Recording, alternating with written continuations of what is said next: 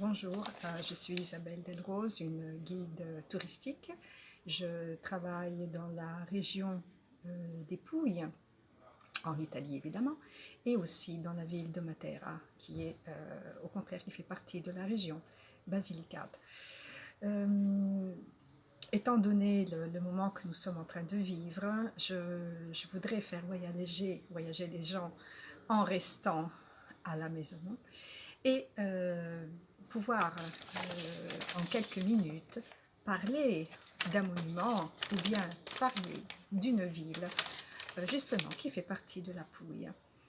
Donc ici c'est l'Italie, hein, la Pouille nous l'avons ici, c'est la forme du talon, et je vais vous parler d'une ville qui est carrément tout au fond du Salento, c'est-à-dire ici, et c'est la ville de Leuca, qui s'appelle aussi Finibus-Terre, parce qu'en effet, c'est la fin du monde. Tout autour d'elle, il n'y a que la mer. Donc, je parle de cette partie, le Salento qui est au milieu de deux mers, la mer Adriatique d'un côté et la mer Ionienne de l'autre côté. La ville de Leuca a un phare important qui a les lumières tout en haut justement parce qu'il y a les rochers qui sont au bord de l'eau. Et Leuca a une basilique importante, une basilique de culte marien, hein, c'est-à-dire que c'est dédié à la Sainte Vierge. Et cette basilique, les siècles derniers, au début, c'était un temple dédié à Minerve. Donc, c'était le temps des Romains, donc un temple païen qui est devenu une basilique. Cette basilique, durant les siècles, a été aussi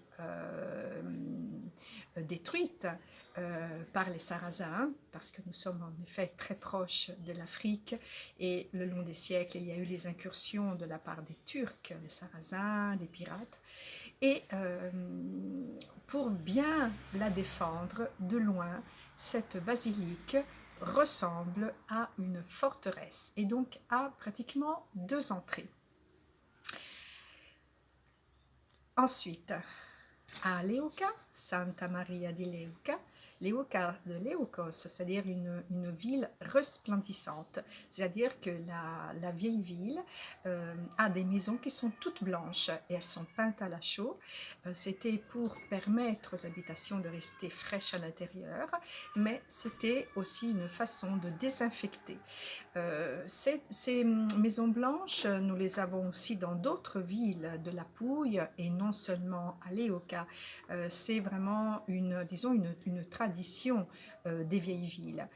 Et ici se termine à Leuca justement l'aqueduc des Pouilles qui se termine en une cascade qui est allumée quelques fois par an, justement durant des fêtes importantes, comme par exemple le 15 août, c'est la fête de la Sainte Vierge.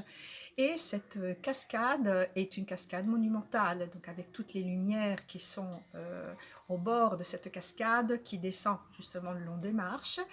Et c'est vraiment un spectacle vraiment scénographique, plein de lumière.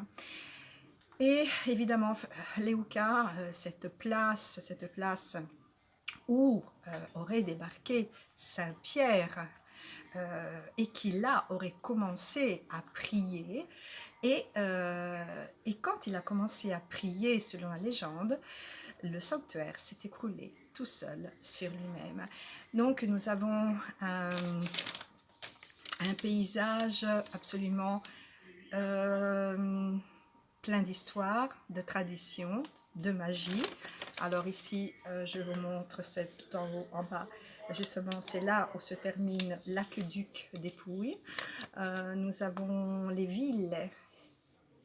Les villes Liberty, ce sont des très grandes villas. Hein. Liberty, c'est un style d'architecture Nous sommes fin 700, début 1800, et c'était les maisons des familles bourgeoises qui, des villes, venaient passer leurs vacances à la campagne ou bien à la mer, donc avec leur villa et leur jardin, et chaque famille avait une petite maison privée, c'est-à-dire ça s'appelle bagnarone, ça vient de bagno, c'est-à-dire se faire le bain, et les femmes pouvaient justement à l'intérieur de ces petites cabanes, pouvaient se déshabiller, se mettre en maillot de bain et descendre directement par quelques marches directement dans l'eau sans se montrer.